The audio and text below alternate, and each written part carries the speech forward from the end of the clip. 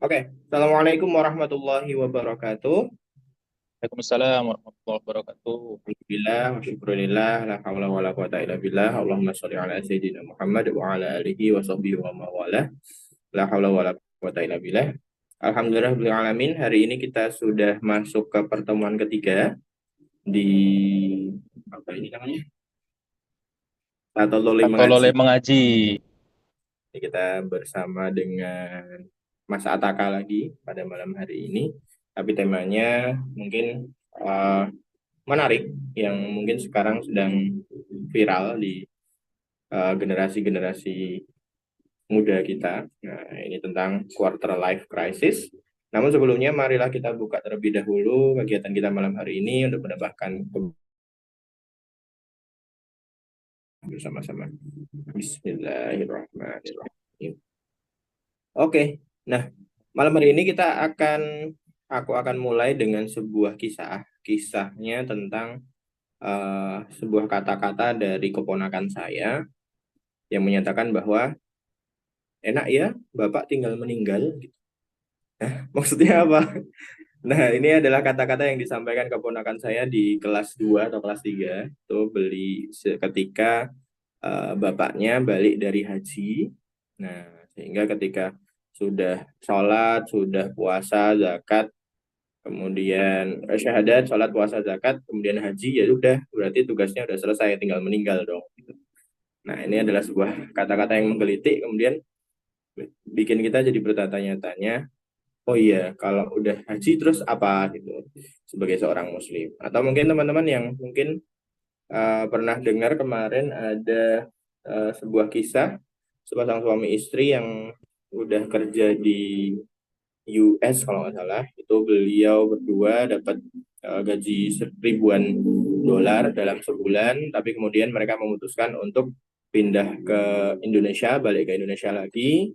Apa yang dilakukan? Mereka berkebun, bertanam, kemudian miara ayam, bahkan sangat jauh dari apa ya? Mereka meminimalisir penggunaan uang, gitu. Jadi sustain dengan kehidupan lingkungan mereka. Jadi eh, apakah ini yang mereka cari gitu selama ini di Amerika? Nah, kemudian mereka jawabannya, oh ternyata tidak. Yang kami cari adalah ini di Indonesia dengan kehidupan yang seperti ini. Nah, mungkin ini hal-hal yang mungkin teman-teman atau mungkin kita temui, sering ketemu, kemudian bertanya-tanya, benar nggak ya keputusanku gitu. Atau mungkin sudah menikah, kemudian benar nggak ya pasanganku. Kemudian mungkin punya anak, benar nggak ya, eh, kemudian istrinya hamil lagi, benar nggak ya, seharusnya kemarin nggak hamil nih, dan seterusnya. Nah, mungkin keputusan-keputusan ini yang kemudian akhirnya berujung kepada pertanyaan, ini sebenarnya hidupku mau diapain sih gitu.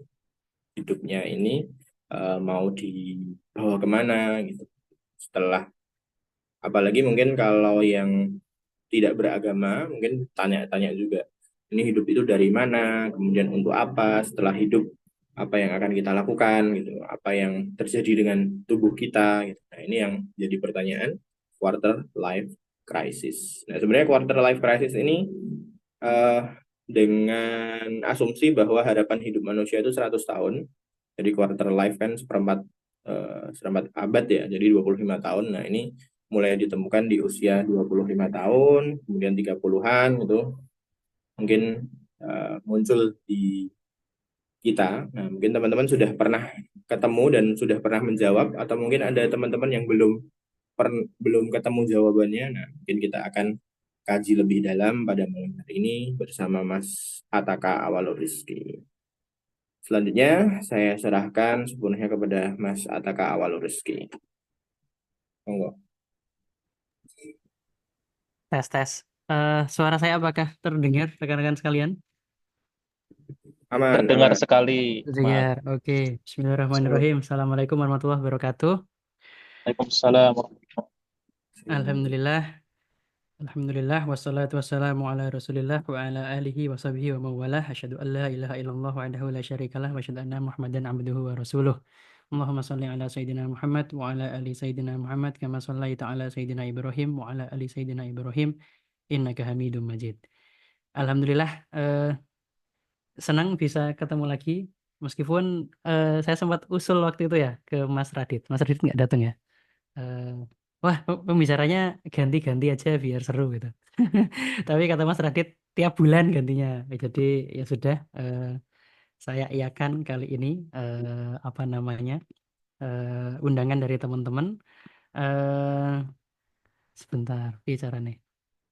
Ini udah kelihatan belum ya? Masih loading ya? Oke, Bisa masih loading. proses Nah, ya. sudah kelihatan. Sudah kelihatan ya? Oke. Ya, jadi waktu itu eh ditanya Mas Radit. Saya nanya ke Mas Radit. Wah, enaknya sharing tentang opo ya. Terus kata Mas Radit, opo wae sing kowe wis duwe materine. Nah, kebetulan saya pernah sharing tentang ini di Jala ya. Diundang Alfi waktu itu. Meskipun nggak spesifik quarter life crisis sih, tapi mungkin berkaitan dengan itu. Jadi ya udah akhirnya apa namanya diubah-ubah dikit gitu ya. Dan tadi Masya Allah tadi Mas Fauzi ngasih pembukaan atau Komandan Fauzi manggilnya biasanya ya kalau di Jago Robotika ngasih pembukaan yang mirip banget sama konten ininya ya, slide-nya ya. Wah, tahu dari mana nih Mas Fauzi kontennya ya? Luar biasa. Jadi kurang lebih mungkin ini apa namanya ya sedikit refleksi saya pribadi gitu ya. Karena ya sempat mengalami fase-fase penuh pertanyaan tentang hidup gitu ya dalam mungkin beberapa tahun yang lalu dan di saat yang hampir bersamaan ada tidak sedikit temen yang saya tahu yang juga punya pertanyaan-pertanyaan yang sama gitu tentang tentang apa namanya tentang hidup, tentang ngambil keputusan benar atau enggak dan seterusnya gitu. Jadi ya mungkin ini refleksi untuk diri saya pribadi. Jadi ya moga-moga nanti juga bermanfaat buat yang lain. Wah ini next saja. Nah ini sedikit yang akan kita bahas quarter life crisis, pertanyaan-pertanyaan terbesar dalam hidup. Terus tentang bagaimana mengetahui keberadaan pencipta dan pesannya, lalu bagaimana kalam Tuhan dalam hal ini surat Al-Fatihah gitu ya, itu merangkum dan menjawab semua pertanyaan-pertanyaan besar dalam hidup kita begitu. Lalu terakhir mungkin nanti sedikit ngambil ibroh dari pelajaran dari seorang ulama gitu ya, yang dulu sempat mengalami eh, fase bisa dibilang fase krisis begitu yang apa namanya yang mungkin related dengan konsep quarter life crisis saat ini. Oke, nah tadi ini beberapa pertanyaan yang tadi Mas Fauzi juga sudah mention ya. Eh, di usia-usia 25, 30 gitu ya, sering muncul pertanyaan-pertanyaan seperti ini nih yang apa namanya? Sering mengemuka kayak apakah saya berada di jalur karir yang tepat gitu misalnya ya. Atau misalnya kenapa kok saya belum mencapai apa yang saya harapkan. Misalnya dulu pernah nulis, wah saya pingin umur 30 itu udah apa financial freedom atau apa misalnya gitu ya. Atau sudah haji tapi belum belum berkesempatan. Nah, ternyata tidak tercapai terus mulai bertanya-tanya terus. Ada juga yang bertanya, saya bahagia nggak sih dengan kehidupan saya saat ini, dengan hubungan yang saya miliki. Atau kadang-kadang kenapa sih kok saya nggak merasa puas gitu? Kayaknya udah dapat banyak hal tapi kok kayaknya masih kurang terus. Kayaknya temen yang lain sudah dapat hal yang saya tidak dapatkan atau karirnya sudah apa namanya ya meroket begitu misalnya ya. Dan saya gini-gini aja misalnya gitu terus. Dari situ terus kadang pertanyaannya berlanjut tuh ke pertanyaan-pertanyaan yang lebih lebih apa ya mungkin lebih fundamental lagi ya. Gimana kalau pilihan hidup saya salah ya dulu itu gitu. Gimana kalau sekarang saya ngambil keputusan yang ternyata apa namanya ya berdampak kepada kehidupan saya selanjutnya dan keliru misalnya gitu ya. Terus gimana sih bisa mencapai hidup yang bahagia gitu ya? Apakah hidup ini kebahagiaan itu cuma tentang mencari uang misalnya begitu. Nah, ini pertanyaan-pertanyaan yang muncul dan banyak juga varian-variannya. Misalnya dulu ada seorang kawan saya gitu ya waktu di Singapura yang dia diaspora di situ. Mungkin saya nggak perlu sebutkan namanya yang hidupnya cukup mapan, terus kontribusinya cukup banyak dan seterusnya gitu ya. Ya pernah bertanya gitu ya kayak am I on the right path gitu ya? Apakah saya kerja di sini itu tepat ya? Apa jangan-jangan saya harus melakukan hal lain, saya harus apa uzlah gitu ya misalnya lari dari kehidupan dunia dan seterusnya. Ya pertanyaan-pertanyaan yang apa namanya? Yang banyak bermunculan begitu di usia-usia mungkin 20-30 tahun begitu ya. Nah, kalau katanya GPT, kalau kita tanya ya, apa sih quarter life crisis gitu? Karena dulu saya nggak tahu ada istilah ini. Terus kalau nggak salah pertama kali dengar dari istri saya gitu ya. Jadi memang ada fase-fase gitu ya di usia-usia 20-30 gitu ya, di mana mulai ada kecemasan, kebingungan, ketidakpastian. Karena kita kan ini ya, sebenarnya sudah dewasa, tapi kalau orang zaman sekarang itu kan dewasanya agak terlambat in a way ya. Kayak kita mungkin baru lulus usia berapa sih? 21, 22, terus mungkin ada yang sekolah lagi, mungkin baru kayak kerja 23, 24, sehingga kayak tiba-tiba di usia segitu itu harus dipilih atau dihadapkan pada pilihan-pilihan yang tidak sederhana ya. Tentang kerjanya apa, tinggal di mana, nanti pasangannya siapa, misalnya gitu ya, karirnya seperti apa, dan seterusnya gitu. Dan terkadang pertanyaan-pertanyaan itu tuh ya munculnya berbarengan, terus berurutan, terus tiba-tiba kita kayak merasa terbebani gitu. Terus mungkin ada ekspektasi sosial. Wah, kamu kan apa namanya? Misal contoh aja ya, misalnya kamu kan kuliah sampai S3 terus masa masa kerja gini-gini aja, misalnya begitu ya, atau apalah yang lain-lain juga banyak seperti itu gitu ya. Terus di situ kadang-kadang mulai merasa bingung tuh tentang arah hidup di masa depan gitu. Nah, tentu pertanyaannya how to handle this gitu ya. Nah, ini disclaimer dulu nanti biar gak kecewa ya.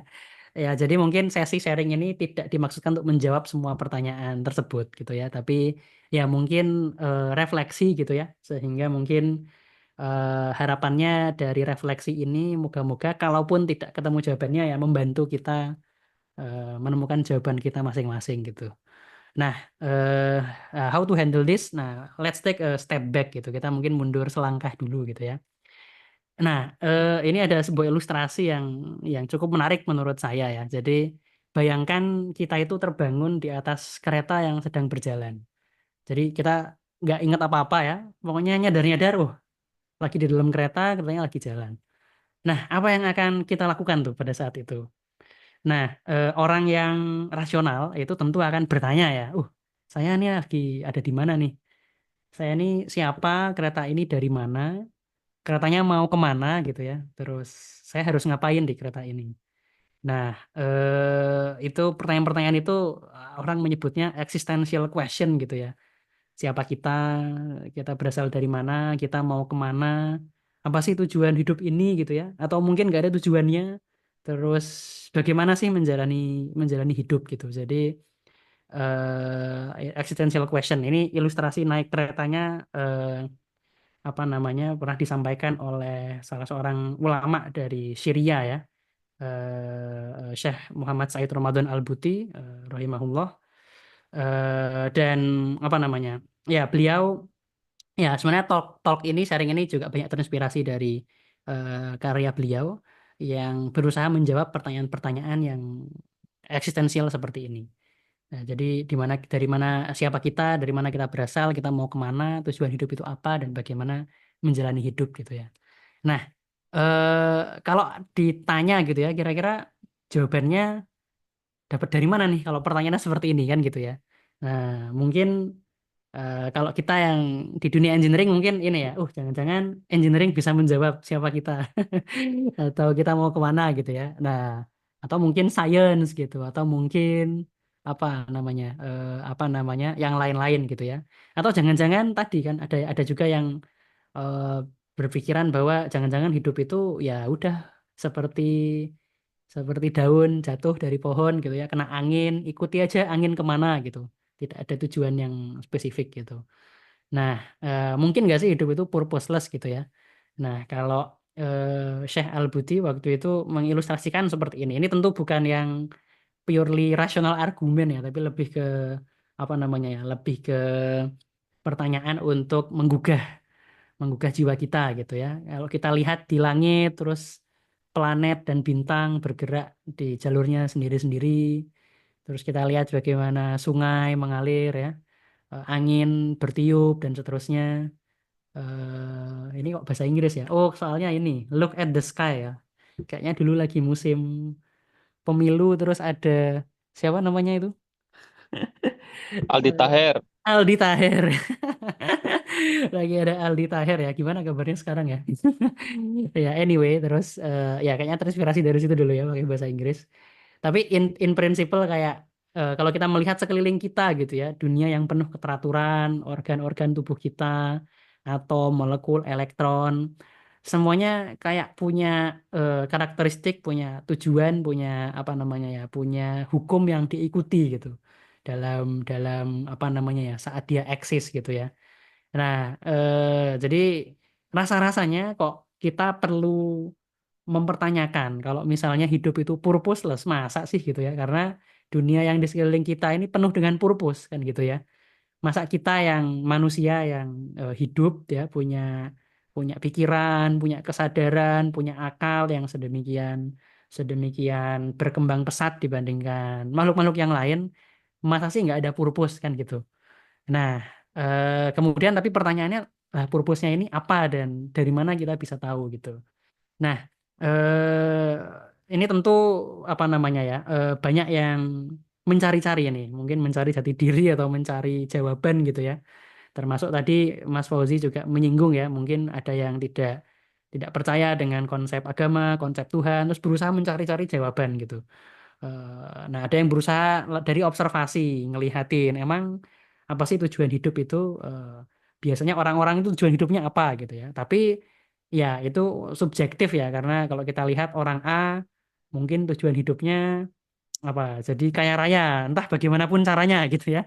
Yang penting saya kaya, yang lain miskin nggak apa-apa, misalnya gitu. Nah kan itu arguably bukan bukan tujuan yang baik gitu ya. Nah, kalau terus kita jawabnya dari mana nih? Dari sains kah gitu ya? Nah, padahal ya sains itu kan nggak memberitahu kita harus ngapain ya. Sains itu mendeskripsikan alam semesta itu kerjanya gimana, bukan memberitahu kita harus ngapain. Atau dari teknologi misalnya. Wah, apalagi teknologi yang bikin aja kita kan gitu. Engineers yang bikin, malah teknologi itu tujuannya yang mendefinisikan engineer itu sendiri kan gitu ya. Terus bagaimana dengan ideologi gitu misalnya. Ada yang ini juga mungkin related dengan waktu 2 minggu yang lalu ya pertanyaannya Mas Aan gitu ya tentang kenapa nggak kita ya udah jadi orang baik aja gitu ya, nggak usah mengganggu orang lain gitu. Tapi tentu pertanyaannya ya dari mana kita tahu bahwa itu tujuan hidup gitu ya. Lagian apa yang menurut orang baik itu bisa jadi berbeda-beda dan sangat diverse begitu. Nah, terus biasanya kan terus dijawabnya agama itu punya jawaban gitu. Nah, tapi terus dikritik lagi kan lah. Terus tapi kayaknya agama A dan agama B kayaknya punya konsep yang berbeda juga nih tentang apa tujuan hidup dan seterusnya. At least nggak persis sama gitu ya. Meskipun mungkin ada banyak kesamaan-kesamaan di situ. Nah, dari sini sebetulnya kita sudah apa namanya ya mulai mengerucut nih bahwa at least mestinya tujuan hidup itu kita tidak bisa mengetahui dari sekeliling kita tidak bisa mengetahui dari sains, teknologi, ideologi yang relatif gitu ya. Nah, dari mana kita bisa tahu tujuan hidup kita? Ya mungkin mirip seperti mesin gitu ya. Kalau kita bikin apa generator gitu misalnya ya. Nah, tujuannya generator itu untuk membangkitkan membangkitkan listrik kan gitu. Nah, tapi siapa yang mendefinisikan tujuan tersebut? Nah, yang mendefinisikan tentu saja adalah engineer yang membuatnya, kan gitu. Nah, maka dari itu sebetulnya pertanyaan-pertanyaan tadi itu jawabannya kembali kepada siapa sih pencipta kita gitu dan apa yang pencipta kita inginkan untuk kita lakukan. Nah, jadi apa namanya? Pertanyaannya sangat related dengan konsep yang sempat kita bahas 2 minggu lalu ya tentang adanya pencipta. Nah ini sedikit review gitu ya. 2 minggu lalu sempat saya sampaikan ada kisah yang sangat luar biasa ya. Ada seorang Baduy ditanya bagaimana bisa mengenal Tuhanmu. Lalu jawabannya al-ba'ratu tadullu 'alal ba'ir wal atharu yadullu 'alal masir. Ini enggak ada terjemahannya ya. Oh ada. Kotoran unta itu menunjukkan adanya unta. Jejak kaki menunjukkan adanya pejalan kaki. Fasama udzatu abroj wa ardu dzatu fijaj ala tadullu alal azizil khabir. Maka langit yang penuh bintang dan bumi yang penuh lembah, tidakkah ini menunjukkan keberadaan yang maha perkasa dan maha mengetahui? Nah, jadi Dari situ kita tahu bahwa kita ini sebenarnya ada yang menciptakan nih alam semesta dan seisinya, termasuk kita ini ada yang menciptakan. Maka cara mencari tujuan hidup kita ya mau tidak mau adalah dengan melalui pencipta kita gitu. Pencipta kita yang bisa memberitahu kita tentang kita itu diciptakan untuk apa. Nah, tapi pertanyaannya gimana cara mengetahui apa yang diinginkan pencipta kita gitu ya. Nah, ini salah satu hikmah adanya kenabian, adanya risalah, adanya rasul gitu ya. Bagaimana rasul di situ berfungsi untuk menyampaikan pesan dari pencipta kita kepada kita semua. Nah, 2 pekan lalu saya juga sempat singgung ya, apa nih tanda seorang rasul yang valid gitu. Nah, jawabnya adalah mukjizat. Jadi waktu itu saya ngasih contoh di surat Al-Baqarah ya. Wa in kuntum fi raibim mimma nazzalna ala abdina fa'tu bisuratin gitu. Jadi kalau kamu ragu terhadap apa yang kami turunkan kepada hamba kami, buatlah satu surat saja.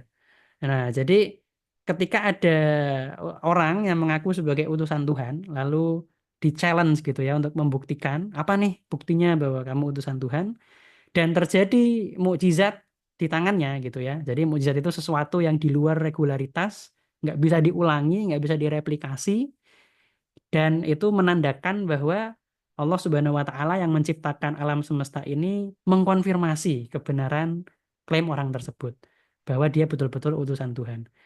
Nah, dan inilah yang terjadi pada Rasulullah Shallallahu Alaihi Wasallam, di mana Al-Quran itu datang sebagai mukjizat literasi yang tidak bisa direplikasi oleh bangsa Arab yang paling menguasai sastra saat itu.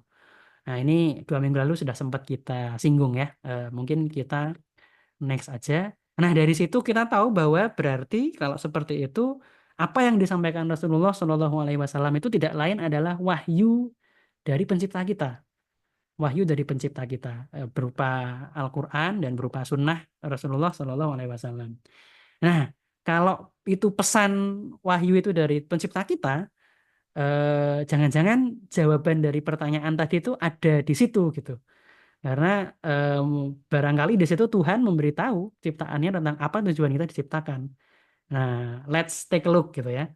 Nah, sebenarnya ada banyak sekali nih apa namanya ya ayat Al-Quran yang menjawab pertanyaan-pertanyaan eksistensial tadi.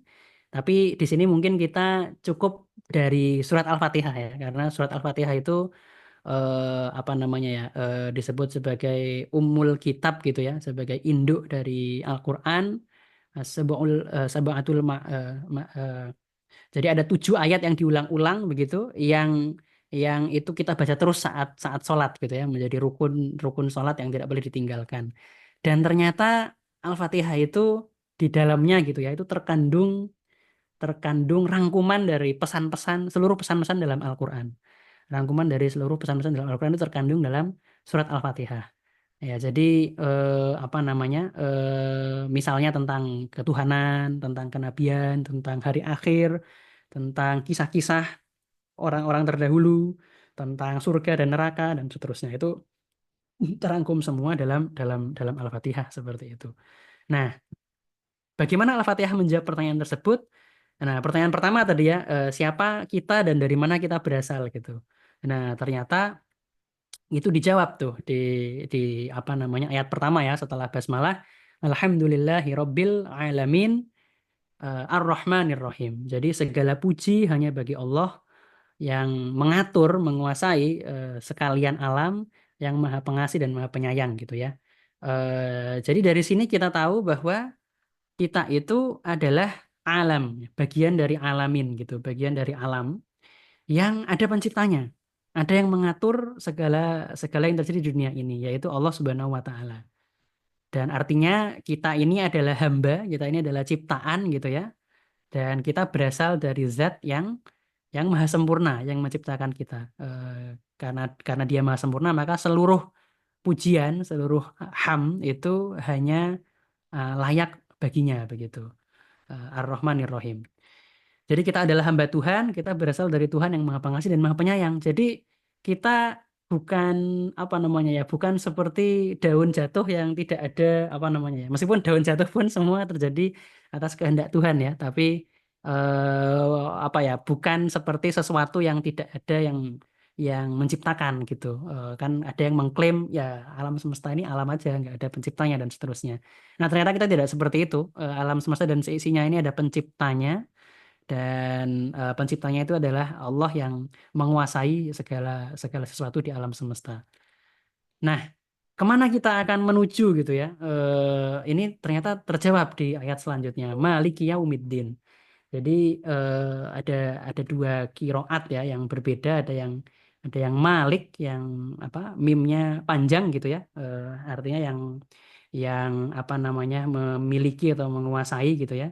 Ada juga kiroat yang lain itu mimnya pendek ya, Maliki Yaumiddin, raja gitu. Jadi 7 kiroat yang tertransmisikan sampai ke kita itu biasanya justru memperkaya makna. Jadi maknanya nggak ada sama sekali yang bertentangan ya 7 itu, tapi justru memperkaya makna. Jadi di sini kita tahu bahwa Allah Subhanahu wa Ta'ala itu yang memiliki dan menguasai dan menjadi raja. Raja apa? Raja Yaumiddin, hari pembalasan gitu kalau di terjemahan biasanya ya.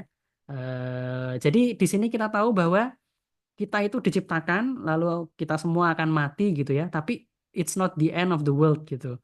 Ternyata kita akan ada hari di mana kita semua itu akan dibangkitkan lagi. Kita akan dibangkitkan lagi dan akan dimintai pertanggungjawaban nih atas perbuatan kita.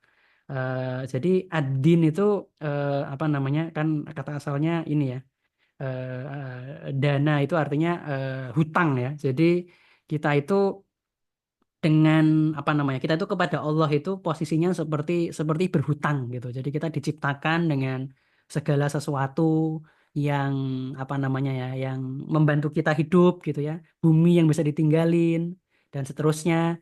Itu semua adalah fasilitas yang diberikan Allah dengan kasih sayangnya, dan kita diminta untuk mengikuti aturan-aturannya gitu sebagai gantinya, sebagai cara untuk dalam tanda kutip ya membalas hutang tersebut, meskipun ya tidak akan terbalas ya, karena kasih sayang Allah itu tidak bisa dibandingkan dengan apapun. Tidak ada amal yang bisa mengantarkan kita ke surga ya, kecuali atas kasih sayang Allah begitu, di hadis Nabi. Jadi apa namanya, tapi konsepnya seperti itu. Din itu di situ maknanya adalah bahwa kita hidup itu bukan bukan buat senang-senang gitu ya, tapi memang ada sesuatu nih, ada tujuan kita diciptakan yang kita diminta untuk mencapai tujuan tersebut. Seperti itu. Nah, ini pertanyaan kedua ya, where are we going? Jadi ternyata kita nanti akan mati, tapi itu bukan akhir segalanya, akan ada hari di mana kita dibangkitkan. Dan perbuatan kita akan dimintai pertanggungjawaban. Karena yang memiliki dunia dan seisinya ini adalah Allah Subhanahu wa Ta'ala. Jadi kalau kita mendolimi orang lain gitu ya, itu sebetulnya kita sedang apa namanya, meletakkan sesuatu tidak pada tempatnya ya, karena sesuatu itu milik Allah gitu. Jadi kalau kita ngambil haknya orang lain itu kita sedang melanggar apa namanya, kepercayaan yang diberikan Allah kepada kita begitu.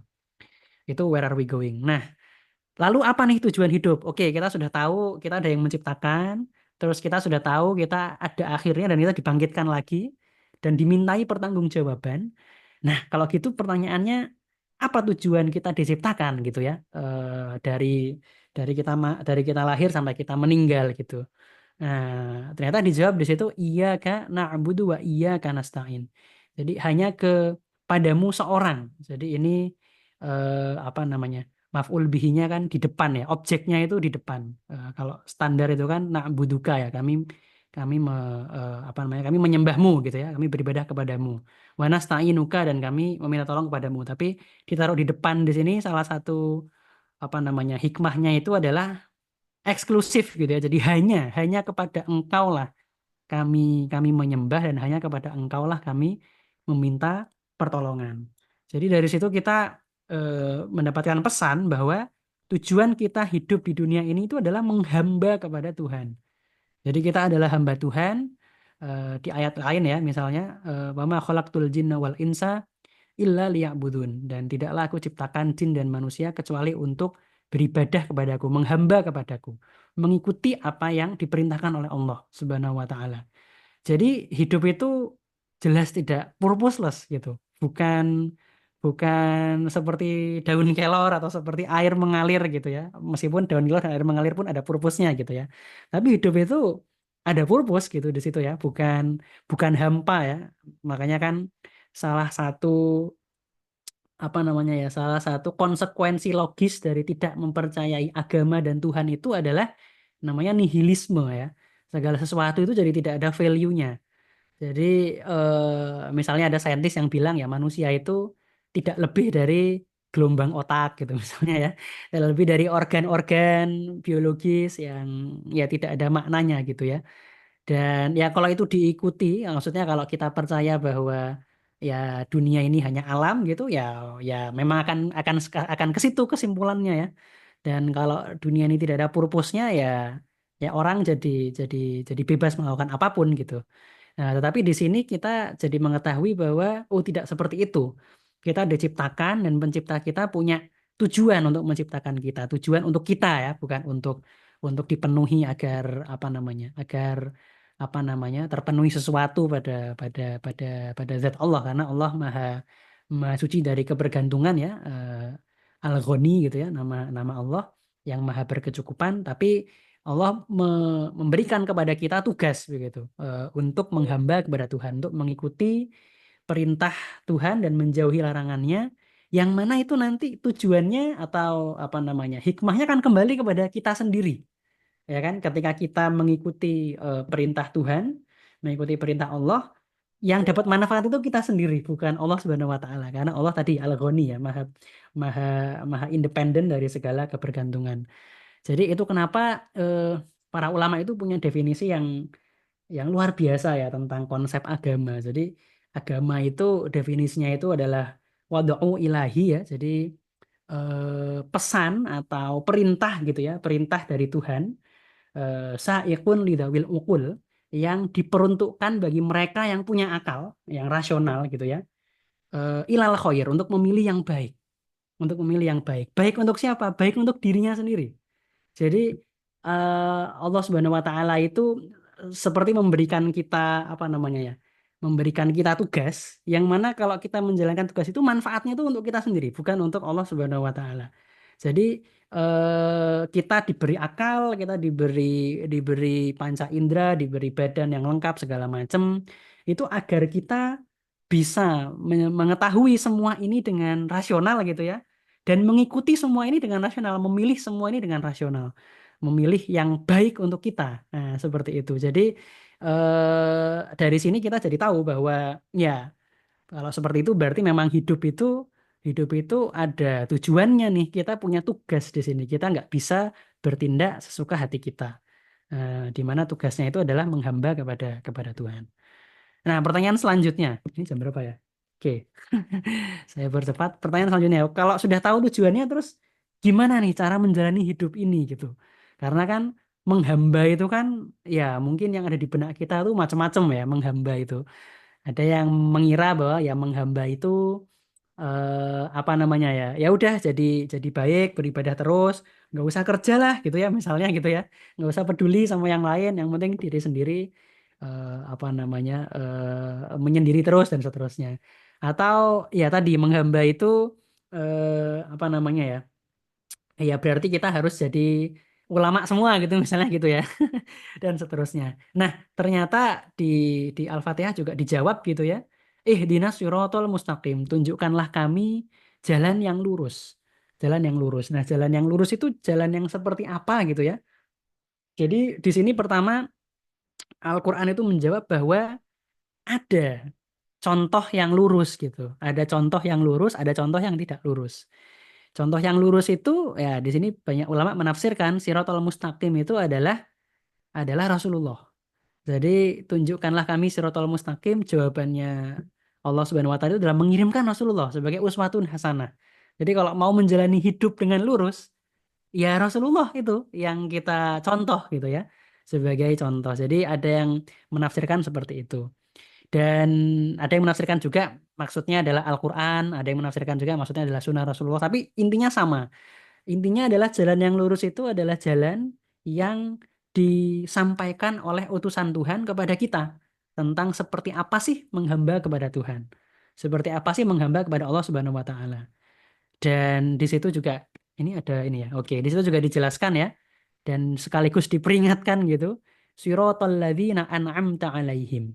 Jadi jalan orang-orang yang engkau beri nikmat atas mereka. Jadi kita itu bukan orang pertama nih yang lewat jalan ini.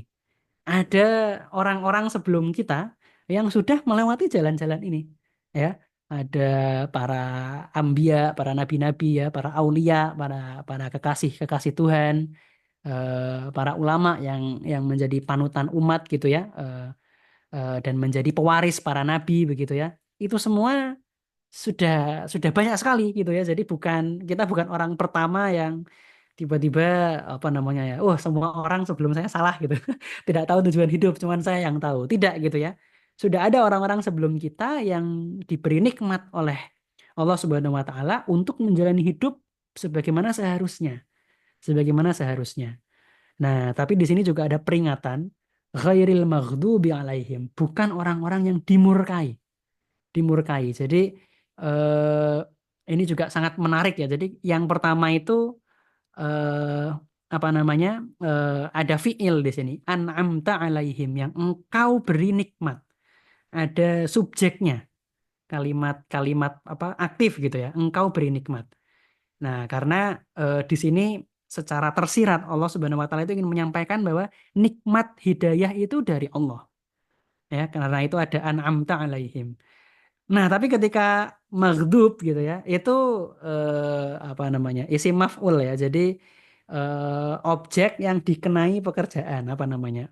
Tidak ada subjeknya gitu ya. Maghdub itu artinya dimurkai ya. Jadi bukan orang-orang yang dimurkai, ghairil maghdubi alaihim waladdallin, dan orang-orang yang tersesat. Orang-orang yang tersesat. Nah, jadi di sini kita juga diberi peringatan nih. Oke, jalan yang lurus itu ada dan ada orang-orang yang mengikuti jalan tersebut. Tapi juga ada orang-orang lain yang tidak mengikuti jalan tersebut. Dan di sini ada dua contoh gitu ya. Sebagian ulama itu menjelaskan ya yang dimaksud al-maghdub itu di sini adalah seperti apa namanya? Seperti kaum Yahudi di era Rasulullah gitu ya. Dan yang dolin ini seperti kaum Nasrani di era Rasulullah Shallallahu Alaihi Wasallam. Dan sebagian lagi berusaha apa namanya mengekstrak karakteristiknya. Emang kenapa sih kok kaum Yahudi di era itu tuh maghdub gitu ya? Nah, karena ternyata di era tersebut Al-Qur'an apa namanya mengisahkan ya, karena kan ini luar biasanya juga. Jadi Al-Fatihah itu diakhiri dengan ini ya, ghairil maghdubi alaihim waladdallin. Yang pertama berkaitan dengan Bani Israel ya. Yang kedua berkaitan dengan Nasrani, dan setelah Al-Fatihah, Al-Baqarah itu banyak sekali membahas tentang kelompok yang pertama, tentang apa namanya Bani Israel gitu ya. Bagaimana kenapa sih kok mereka disebut maghdub gitu. Itu tafsirnya surat Al-Baqarah. Lalu yang kedua itu yang waladdallin ya, yang sesat itu dijelaskan di surat Ali Imran. Jadi dijelaskan kenapa kok orang-orang Nasrani di era itu disifati dengan sifat ini. Dan kalau dirangkum begitu ya, jadi maghdub itu kenapa mereka dimurkai? Karena mereka sebetulnya tahu tentang kebenaran. Mereka tahu bahwa di era Bani Israel ya, mereka tahu bahwa Nabi Musa itu nabi ya, Nabi Musa alaihi salam, Fir'aun itu bukan Tuhan. Mereka melihat dengan mata kepala sendiri laut terbelah gitu ya. Ditinggal Nabi Musa terus menyembah ini menyembah patung sapi gitu ya. Seperti itu. Jadi tanda-tanda itu sudah sedemikian jelas tapi mereka tetap tidak mau mengikuti perintah dari pencipta mereka. Nah, karena itu disifati dengan maghdub. Sedangkan yang kedua itu adalah sesat. Jadi kalau tersesat itu mereka tidak mau menggunakan akal mereka untuk mencari kebenaran. Nah, jadi kalau yang pertama tadi sudah tahu nih, sudah menggunakan akal mereka, sudah melihat, oh iya ini benar, tapi tetap ngeyel gitu, tidak menerima. Nah, kalau yang dolin ini yang tadi yang tersesat gitu, yang tidak mau mencari tahu mana sih jalan yang benar itu sebenarnya. Seperti apa sih jalan yang benar itu sebenarnya. Pokoknya ngikut aja. Nggak berusaha mencari kebenaran itu sendiri. Jadi ini apa namanya? Di sini sebenarnya kita diberi penjelasan bahwa ya dalam menjalani hidup ikutilah contoh yang diberikan oleh Rasulullah Shallallahu Alaihi Wasallam. Ikutilah contoh yang diberikan oleh para aulia yang mengikuti Rasulullah, para orang-orang soleh gitu ya. Bukan mereka yang menolak kebenaran, sudah tahu nih bahwa ini benar, tapi hawa nafsunya diikuti gitu ya, tidak mengikuti kesimpulannya. Atau orang yang menolak menggunakan akal untuk sampai pada kesimpulan yang benar. Nah, jadi itu how to live life. Nah, jadi kalau kita rangkum, rangkumannya ke ini ya, ke skip ya, nggak apa-apa. Kalau kita rangkum, maka existential question itu dijawab semua oleh Al-Quran dan bahkan di surat Al-Fatihah. Siapa kita dan dari mana kita berasal? Oke, kita adalah ciptaan, kita adalah hamba Tuhan, dan kita diciptakan oleh Tuhan. Tadinya kita tidak ada, kemudian jadi ada. Terus yang kedua, mau kemana kita? Iya, kita akan ada hari pembalasan. Setelah mati, kita akan dibangkitkan kembali, akan dipertanggungjawabkan sama perbuatan kita. Lalu apa tujuan hidup? Tujuan hidup adalah iyyaka na'budu wa iyyaka nasta'in ya, menghamba hanya kepada Tuhan. Dan bagaimana menjalani hidup? Menjalani hidup adalah mengikuti Shiratal Mustaqim yang dicontohkan oleh Rasulullah Shallallahu Alaihi Wasallam. Nah, eh, dan setelah mengetahui tadi gitu ya, sebetulnya saya pribadi merasa bahwa banyak banyak pertanyaan-pertanyaan tentang krisis hidup ini yang cukup terjawab begitu, yang cukup terjawab. Dan apa namanya, mungkin ini sebagai penutup ya, sebelum nanti diskusi, saya ingin mengutip sebuah kisah nih tentang seorang ulama yang juga menghadapi semacam krisis gitu ya saat hidup beliau. Jadi beliau ini adalah seorang ulama besar, dihormati sebagai bukan cuma guru ya, tapi kalau sekarang mungkin profesor gitu ya di Nizamiyah di Baghdad gitu ya, itu lembaga paling prestisius. Ilmunya diakui semua orang di zaman beliau begitu ya.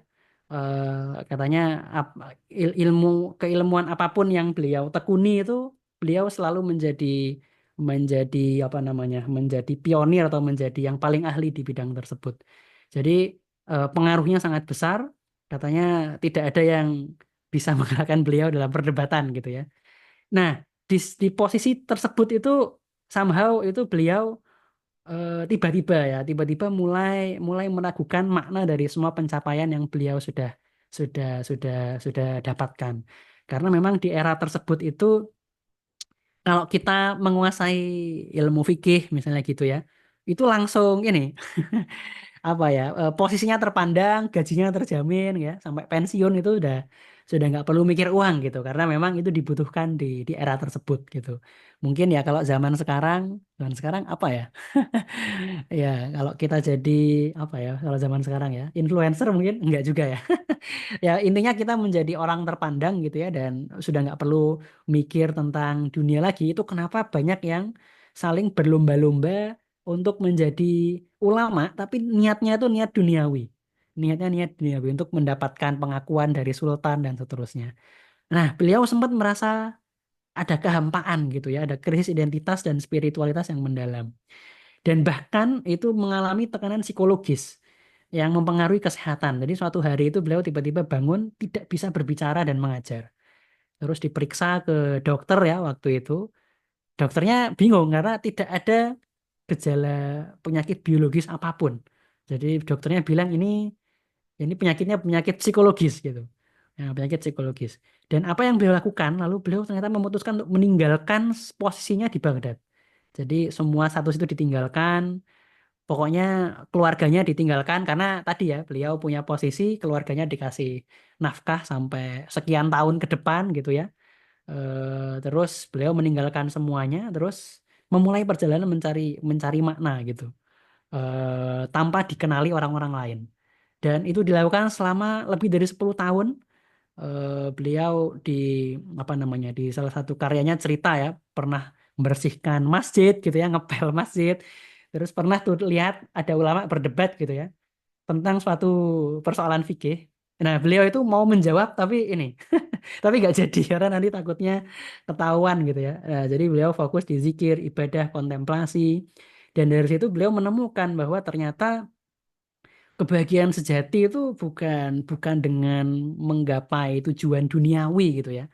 Jadi meskipun ya ulama-ulama di era itu ya belajar ilmu agama, ternyata banyak yang tujuannya itu tidak murni kepada Allah gitu. Tujuannya tujuan yang lain. Dan itu yang membuat tidak mendapatkan ketenangan jiwa gitu. Jadi beliau menyadari bahwa ya agama itu bukan sekedar teori kok. Agama itu dipraktekkan dan itu harusnya berbekas kepada transformasi jiwa gitu. Amal ibadah yang ikhlas ya, yang apa namanya tulus dan seterusnya. Dan dari situ kemudian beliau fokus pada tadi ya tazkiyatun nafs gitu ya, dan mengajarkan keseimbangan bahwa ibadah itu ada sisi zohirnya, ada fikihnya, tapi juga ada tazkiyahnya gitu ya, ada tasawufnya, ada aspek hatinya gitu. Dan dari perjalanan inilah kemudian beliau menulis karya yang mungkin sangat monumental gitu ya di sejarah peradaban Islam. Nah, ini mungkin ada yang sudah bisa menebak ya siapa beliau. Ya, beliau adalah Abu Hamid Al-Ghazali rahimahullah, dan karya yang beliau tulis tadi di akhir itu adalah Ihya Ulumuddin. Jadi eh, kalau sebenarnya saya belum belum sempat ngaji sampai khatam ya, tapi pernah ngaji ringkasannya gitu ya. Dan itu ada empat empat apa ya section, empat rubaat gitu. Jadi empat bagian gitu ya. Yang pertama itu namanya ibadat, jadi ada ilmu, akidah, toharoh, sholat, zakat gitu ya. Tapi bukan sekedar fikihnya, fikihnya dijelaskan, tapi beliau juga berusaha menggali makna di balik ibadah-ibadah tersebut dan bagaimana kita jiwanya juga juga beribadah begitu, bukan sekedar badannya. Lalu yang 10 kitab selanjutnya itu tentang muamalat ya. Jadi ibadat, muamalat, kemudian ini muhlikat. Jadi ini hal-hal yang akan menghancurkan perbuatan kita. Tadi kan kita hidup ada tujuannya ya, dan ada contohnya ya. Ada hal-hal yang akan menghancurkan hidup kita gitu kalau kita tidak menghilangkannya. Seperti bahaya hawa nafsu, bahaya lidah, marah, cinta dunia, cinta harta dan seterusnya.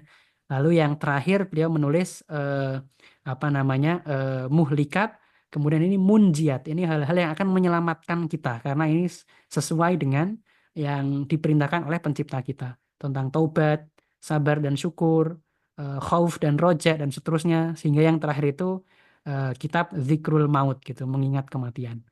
Ya, jadi dari sini, waduh, ini slide terakhir ya. Dari sini sebetulnya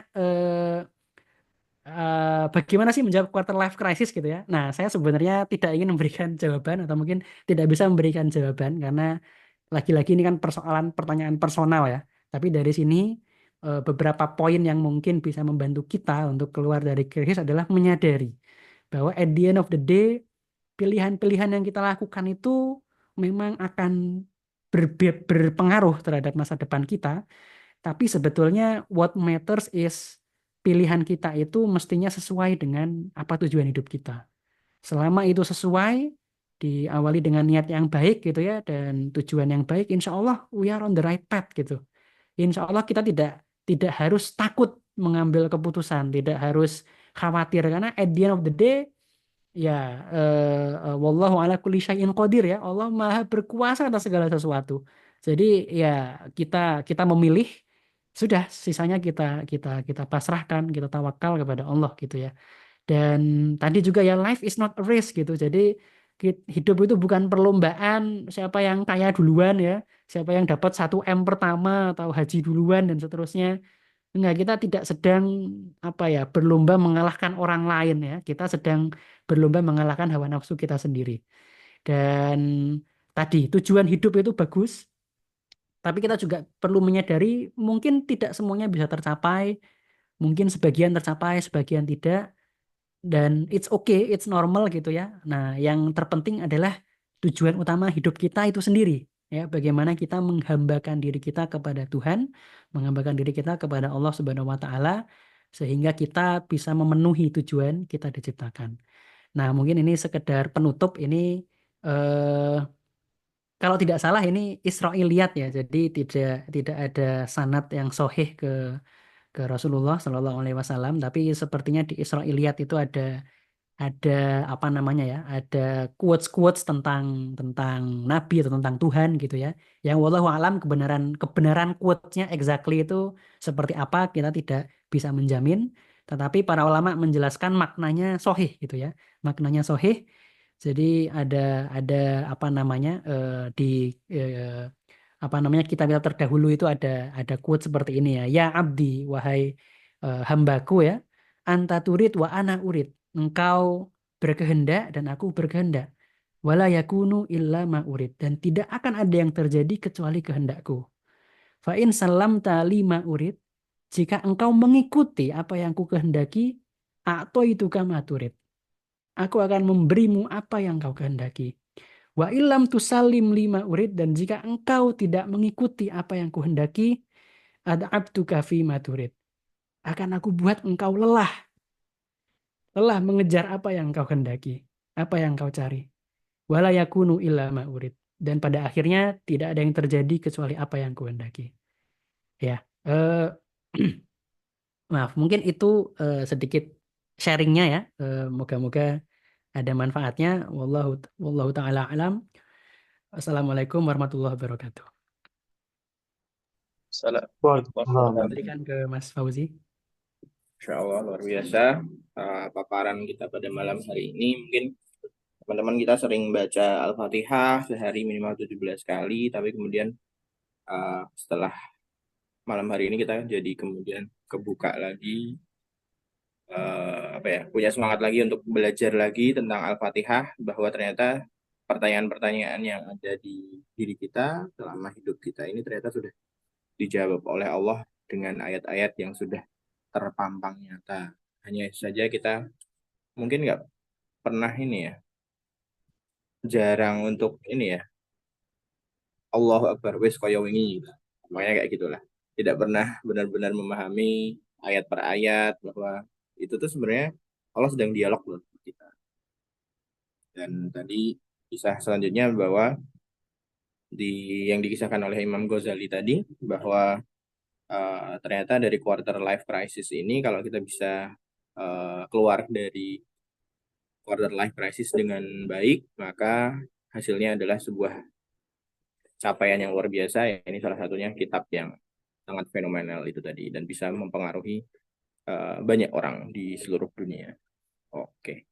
Mungkin itu paparan dari Mas Ataka malam hari ini. Moga teman-teman kalau ada hal-hal yang mau didiskusikan, dibuka sesi tanya jawabnya. Kalau mau malu ngomong langsung boleh lewat chat. Ini ada Mas Aden, Mas Aan, Mas Mustafa, Mbak Fani, Mas Lukita Wahyu, dan Mas Mirza. Mas Ukit ini jam berapa di sana, Mas Ukit? Hadir 2:30 sore. Oh, tak kira setengah 3 pagi. Enggak. Alhamdulillah. Alhamdulillah. Lagi summer ya, beda 6 jam ya. Iya, Mas. Ini summernya udah selesai sih. Mau autumn, mau winter. Mau winter ya. Hujan terus. Izin gabung ya. Soalnya topiknya kayak cukup menarik. Oke. Ada yang mau ditanyakan nggak, Mas Ukit? Mungkin quarter life crisis-nya sampai memutuskan untuk keluar dari pekerjaannya dan berhijrah. Apa ya? Itu ada yang tanya itu. Aan dulu tuh. Oh ya, boleh. Dari Mas Aan. Nih, gimana Kak kalau emang nggak punya ambisi gimana gitu. Jadi kalau di dalam hidup itu nggak punya ambisi, nggak punya apa ya? Ya ambisi itu tadi. Terus kira-kira gimana gitu. Bisa, boleh nggak sih? Oke, pertanyaan yang menarik ya. Iya, sebetulnya boleh-boleh aja ya setahu saya ya. Tapi tadi sih yang terpenting mungkin kembali ke tadi ya, kembali ke tujuan penciptaan kita. Itu bare minimum gitu kali ya, bare minimum yang bisa kita, yang perlu kita, yang wajib kita lakukan itu adalah menghambakan diri kepada Allah Subhanahu wa taala, mengikuti perintah dan larangannya sesuai tuntunan Rasulullah Shallallahu alaihi wasallam. Itu itu aja yang diikuti insya Allah sudah itu ya sudah aman gitu ya. Dan bahkan tadi kalau ada ambisi-ambisi lain tadi ya, tadi kayaknya saya lupa bilang ya. Jadi kisahnya Al-Ghazali tadi juga menunjukkan bahwa terkadang yang berlomba-lomba jadi ulama di era tersebut gitu ya, itu mungkin tidak ikhlas gitu dan amalnya hangus gitu. Tapi mungkin yang waktu itu jadi engineer atau jadi apa namanya ya, ngajarin anak kecil ngaji misalnya ya, ngajarin anak kita, keluarga kita, something simple gitu ya, yang berdampak dan itu ikhlas gitu ya. Itu bisa menjadi, itu apa namanya, bisa menjadi pahala yang luar biasa gitu bagi kita. Jadi apa namanya, tadi sih kembali ke tujuan penciptaan kita, sehingga apapun yang kita lakukan dengan dilandasi dengan niat lillahi ta'ala, itu bisa menjadi amalan yang bermanfaat bagi kita kelak. Oke, oke. Jadi ingat sebuah kisah, entah ini sanadnya gimana ya. Jadi Rasul itu ketemu dengan seorang bapak-bapak tua, kemudian tangannya ini banyak lukanya, banyak kapalnya gitu. Kemudian beliau mencium tangannya ini karena inilah tangan yang melindungi dia dari api neraka gitu. Karena dia bekerja sebagai apa? Pencari kayu bakar untuk menafkahi keluarganya gitu. Jadi sebenarnya wali-wali Allah itu seseorang yang mungkin di sekitar kita, orang-orang yang dekat dengan Allah itu, tapi kita nggak tahu gitu. Mungkin tokoh-tokoh yang selama ini mungkin kita remehkan, kita anggap sepele, tapi ternyata dia punya amalan-amalan khusus. Kemudian mungkin dia sendiri juga nggak nyadar bahwa ternyata dengan amalan itu dia sangat dekat dengan Allah gitu.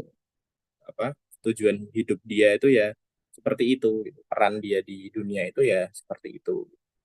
Atau jangan-jangan kita yang punya posisi tinggi, tapi ternyata dengan posisi tinggi itu kita tidak bisa membawa dampak yang seharusnya bisa kita bawa. Nah, itu malah jadi tanggung jawabnya gede itu. Seperti apa ya? Ya, kalau kita sebagai warga negara, kita patuh sama aturan, urusannya kan cuma sama diri kita sendiri. Tapi kemudian ketika kita punya jabatan dan seterusnya, kalau kita nggak patuh sama aturan yang akan mengalami kehancuran ya seluruh yang kita mampu gitu. Intinya seperti itu. Nah, monggo teman-teman, kalau ada yang lain mau didiskusikan, Boleh mau tanya sih. monggo, monggo.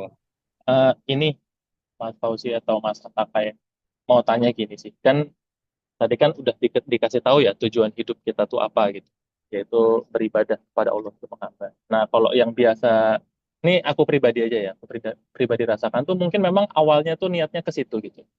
Tapi terus yang dilakukan kan banyak hal ya. Sementara kan kalau kita lihat ke orang-orang terdahulu kan pasti hal praktis yang dilakukan kita sama orang-orang terdahulu kan beda. Kayak yang saya lakukan sekarang, pekerjaan yang saya lakukan itu kan pasti beda dengan apa yang dulu Rasulullah lakukan atau orang-orang para sahabat, tabiin dan lain-lain lakukan. Nah, jadi kesininya tuh malah niatnya tuh jadi melenceng gitu. Niatnya tuh geser. Padahal kan salah satu yang sulit itu kan kayaknya ngelurusin niat ya, atau ngingat-ngingat lagi niat kita tuh apa. Nah, mau tanya ini aja sih. Kira-kira tips yang paling atau pribadi deh tipsnya Ataka sendiri kalau gimana caranya buat ngelurusin niat di tengah waktu udah ngelakuinnya tuh malah jadi melenceng gitu. Cara paling apa ya paling efektif buat Ataka untuk meluruskan niat kembali itu apa? Mungkin bisa jadi pelajaran juga. Terima kasih. Itu dulu. Oke, pertanyaannya selalu sulit ya. Makanya kalau saya disuruh sharing itu yang paling tricky itu sesi tanya jawab. Ya, karena tadi pertanyaannya juga terkait amal ya. Amal, bagaimana kita beramal dan niatnya itu tetap tetap apa ya, tetap lurus gitu ya, tetap ini. Saya tidak punya tips apapun gitu ya, karena niat saya juga melenceng-lenceng kadang-kadang, dan ini saya sadari gitu ya. Tapi apa namanya ya? At least saya pernah baca juga ya, secara teori itu kenapa kok kita, tadi Mas Fauzi menyebutkan ya, kenapa kok kita membaca Al-Fatihah terus gitu ya saat saat sholat, menjadi rukun dari sholat. Itu salah satu hikmahnya adalah sebetulnya kita berusaha mengingat terus gitu ya, tujuan kita melakukan itu apa gitu. bahwa tujuan kita itu ya iya karena butuh iya karena stain tadi itu kita baca terus menerus sehingga kita tidak menjadi ghafil ya, tidak menjadi orang yang lalai gitu terhadap tujuan tersebut. Jadi kalau yang apa namanya ya, dan tidak cuman Al-Fatihah ya, doa-doa sehari-hari gitu ya, misalnya mau tidur ya, Bismikallahumma ahya wa bismika amut, ini karena udah malam doanya mau tidur dengan menyebut nama Allah ya, namamu ya Allah, Bismikallahumma ahya, aku apa namanya hidup dan aku mati gitu ya, itu kan juga jadi pengingat bagi kita bahwa malam ini kita tidur, dan tidur itu kan seperti mati ya, karena kita nggak sadar dan kita nggak tahu kapan kita akan mati gitu ya. Dan doa-doa sehari-hari yang lain-lain itu kalau kita kita dalami dan kita resapi itu ya itu sendiri harusnya cukup untuk membuat kita ingat ya tentang bagaimana esensinya hidup itu sendiri gitu. Jadi apa namanya mungkin itu bisa menjadi apa namanya salah satu cara yang bisa kita lakukan ya dengan meneladani sunnah Rasulullah itu sendiri ya. Imam Al-Ghazali itu juga punya kitab yang sangat praktikal namanya Bidayatul Hidayah ya, di mana beliau cerita sunnah Rasulullah dari bangun tidur sampai tidur lagi gitu. Semua diceritakan, doanya disampaikan, dan maknanya luar biasa semua gitu ya. Karena doa-doa Rasulullah itu udah doa-doa yang paling baik lah, dan kalau kalau bisa mengikuti itu saja saya kira kita bisa bisa sangat ini ya, bisa sangat tergugah jiwanya gitu, bukan sekedar melafalkan tapi juga tergugah jiwanya. Dan memang tidak mudah, tapi kalau Ibnu Athaillah itu di Al-Hikam itu kan pernah bilang min alamatil i'timad 'alal amal nuqsanur roja inda wujudiz zalal ya. Jadi salah satu tanda apa ya, bersandar kepada amal itu hilangnya roja, hilangnya rasa harap ketika tidak sesuai dengan harapan gitu. Nah, ini sebetulnya apa namanya ya, pelajaran buat kita yang mungkin sangat sangat terlalu merasa bergantung pada amal. Jadi pokoknya saya ingin amalnya itu benar, harus lurus terus gitu ya. Terus kalau nggak berhasil misalnya, aduh amalnya kayaknya nggak ikhlas nih, terus kita nggak berharap lagi gitu. Padahal at the end of the day ya Allah Subhanahu wa taala itu kan Ar-Rahman dan Ar-Rahim ya, yang Maha Pengasih dan Maha Penyayang, yang bisa menerima amal-amal kita gitu meskipun tidak sempurna. Jadi mungkin yang tidak kalah penting adalah tetap beramal gitu meskipun belum sempurna, tetap beramal. Dan ya wala ta'asu min rauhillah ya, jangan pernah berputus asa dengan apa namanya dari rahmat Allah Subhanahu wa taala. Mungkin itu, mungkin monggo teman-teman yang lain juga bisa menambahkan dan sharing ya. Oh, dari Mas Ade mungkin ada amalan-amalan khusus yang mungkin dibiasakan ke anak-anak kutab di pagi hari atau apa gitu, yang mungkin bisa praktikkan. Se amalan buat apa? Amalan buat apa? Oh, meluruskan niat. Ya, meluruskan niat. Waduh, berat sekali ini. Saya aja yang harus meluruskan niat dulu pas berangkat itu harus melurusin juga. Cuma dulu mungkin pernah dikasih tahu guru ya. Kalau pas lagi diganggu setan, misalnya kok niat sholat duhanya, salah satu cara ngelawan, kok niatnya mulai goyang-goyang ditambahin rokaatnya. Kalau perlu sampai 20 rokaat pun enggak, masa itu biar biar hilang sekalian. Jadi malah bukan dikurangi. Atau kalau kalau sifat munafik, salah satu biar mudah melawannya itu di surat munafik kan ditutup dengan perintah sedekah sebenarnya. Itu sebenarnya ada kisi-kisi lah. Paling enggak mencegah kemunafikan itu salah satunya segera bersedekah itu salah satu mencegah kemunafikan. Ya kalau tips-tips mungkin itu saja. Kalau dari Mantap, saya, mantap. saya nggak berani. Waduh, waduh. Yalah, Masya Allah, itu paling berat ini niat ya. Oke, terima kasih. Nah, ini istriku ngeluarin apa buku Zikir Pagi Petang.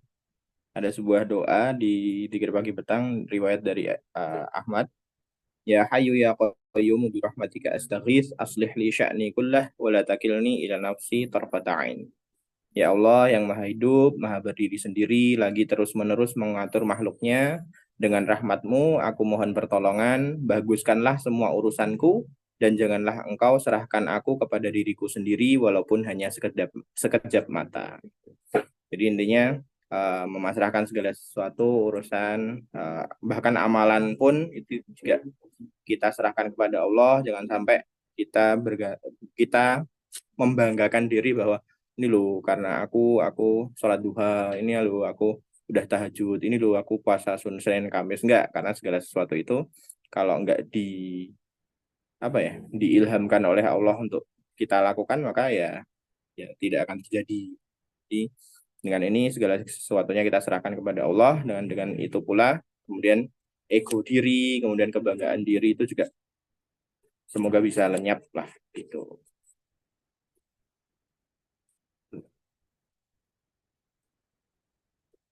Monggo teman-teman yang lain.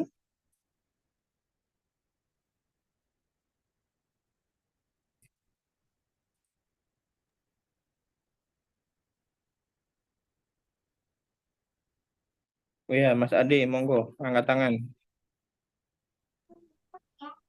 Afwan izin masuk, Mas Ozi.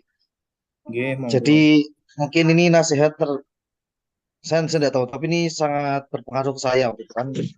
Pekerjaannya ya banyak ngomong. Yang paling banyak ngomong itu kan guru ya. Paling banyak ngasih nasihat. Tapi dulu kan yang ditakutkan itu kecokot ilat dewe. Nah itu aduh, kecokot ilat dewe. Ngomong itu dikasih nasihat, bukannya terus kita nggak ngasih nasihat. Kalau kita belum bisa menyempurnakan niat, bukannya kita terus malah menghentikan amalnya, bukan. Tapi istighfarnya diperbanyak. Gitu terus bukan terus wah aku belum bisa ngelakuin terus gak ngasih nasihat gak ngasih ini niat burung bener gak ngasih ini enggak gitu cuma istighfarnya yang diperbanyak gitu aja. Nah dikasih nasihat oh iya soalnya saya mau ngakali kan dalilnya tuh yang nggak boleh tuh lima takulu nama lataf alun, jangan kamu mengatakan apa yang tidak kamu lakukan. Nah terus saya mau ngakali tuh boleh nggak ya Ustadz, saya tanya. Jadi yang ini kan bukan perkataan saya cuma mencuplik perkataan ulama. Jadi kalau saya belum bisa ngelakuin ya nggak apa-apa gitu. Itu nggak masuk gitu. Tetap masuk perkataanmu juga. Walaupun kita mencuplik perkataan orang, tapi kalau kita nggak ngelakuin termasuk perkataan kita juga. Oh, jadi nggak bisa menghindar saya ya sudahlah. Nah terus gimana dong? Saya ngomong terus saya tiap hari kan gitu. Oh suruh istighfar. Gitu mungkin. Ya saja.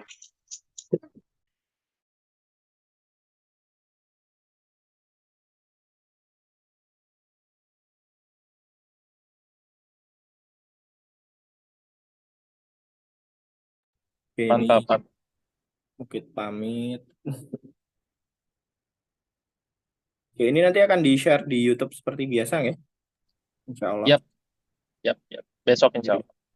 teman-teman yang mungkin belum bisa bergabung malam hari ini nanti bisa mendengarkan siaran ulangnya sambil nyetir, sambil naik KRL atau sambil ngetik-ngetik gitu boleh. Oke, dari teman-teman yang lain, dari Mas Aan mungkin. Udah Ci, tadi tahu dengannya.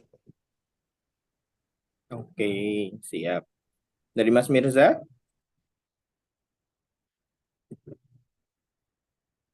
Cukup sih, nggak ada.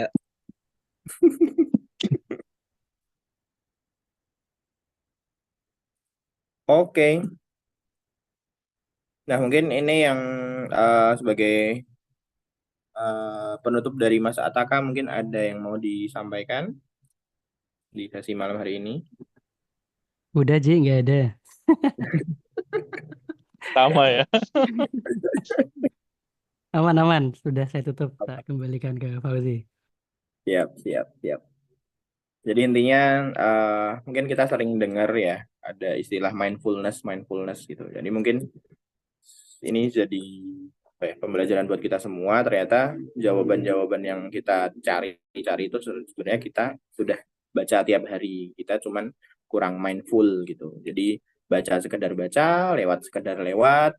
Kemudian kalau di materi yang kemarin kita ngelihat alam itu ya cuma sekedar lihat, mungkin sekedar selfie, foto-foto, tapi kemudian tidak mindful, tidak memperhatikan benar-benar bahwa segala sesuatunya itu adalah ayat-ayatnya Allah, jawaban-jawaban dari Allah tentang pertanyaan-pertanyaan yang kita lontarkan, mungkin juga jawaban-jawaban dari doa-doa kita gitu yang dijawab oleh Allah lewat perantara ciptaan-ciptaannya gitu. Nah, ini yang jadi tamparan buat kita supaya kita lebih mindful, lebih menikmati apa yang Allah Subhanahu wa taala telah ciptakan dan telah atur untuk kita, dan semoga dengan itu kita bisa bersama-sama kembali berkumpul di surganya Allah Subhanahu wa taala. Amin ya rabbal alamin. Besok kalau di surga bisa perlu Zoom meeting gitu nggak sih? Atau langsung ketemuan gitu? Katanya duduk di atas dipan-dipan gitu. Ini pada di atas dipan-dipan nggak ini? Atau Liatin orang diazab di atas dipan-dipan bisa. oh gitu, nggak ngobrol gitu ya? Saling ngobrol. Oh, nobar ya? Oke, terima kasih teman-teman semua. Sampai ketemu di pertemuan keempat. Nanti siapa pematerinya dan materinya apa akan segera kita share lewat poster. Wallahu a'lam bishawab. Wassalamualaikum warahmatullahi wabarakatuh. Waalaikumsalam warahmatullahi wabarakatuh. Terima kasih Ataka, Terima kasih Fauzi. teman-teman.